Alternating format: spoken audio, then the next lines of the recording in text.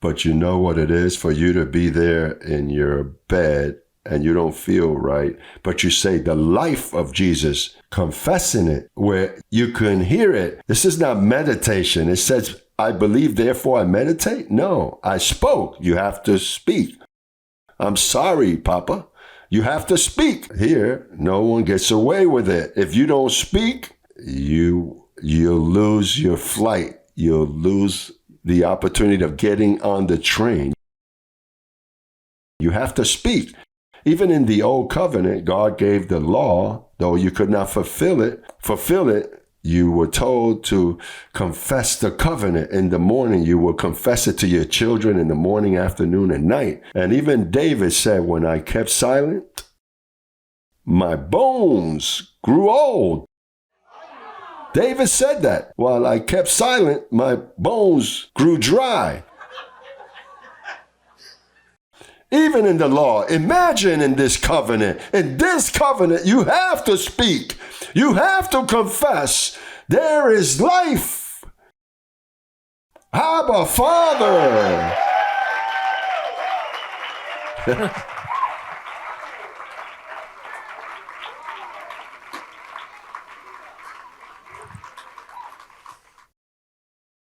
In this covenant, I speak curse words when the flesh gets the bad words that I learned when I was a child. In this covenant, when this flesh begins to bug me, go to hell. Don't bug. You respect me, coño.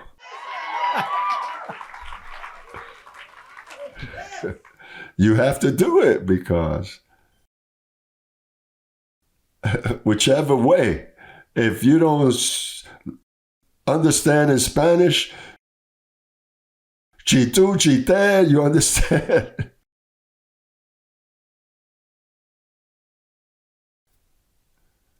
This is the foolishness of this gospel. That's where we glory.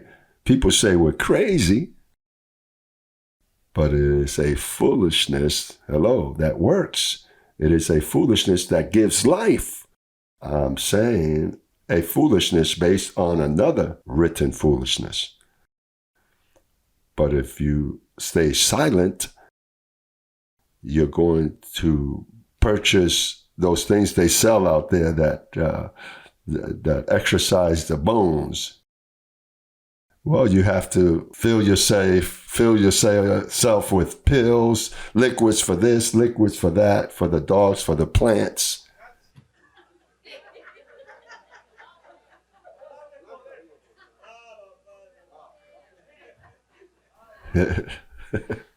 Listen, there was a lady that had spent all of her wealth in her sicknesses in the times of Jesus of Nazareth. And there were not many doctors, very few medicine, and she spent everything.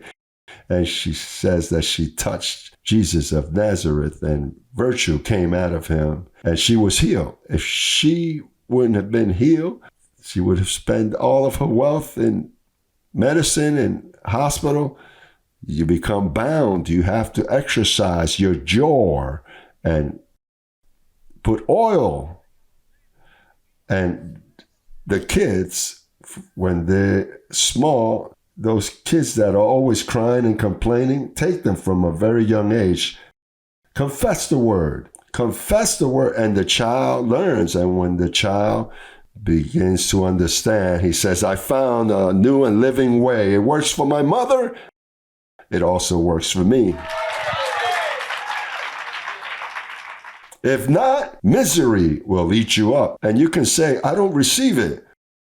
Misery will eat you up. I don't receive it. You don't receive it? Stay silent so you'll see.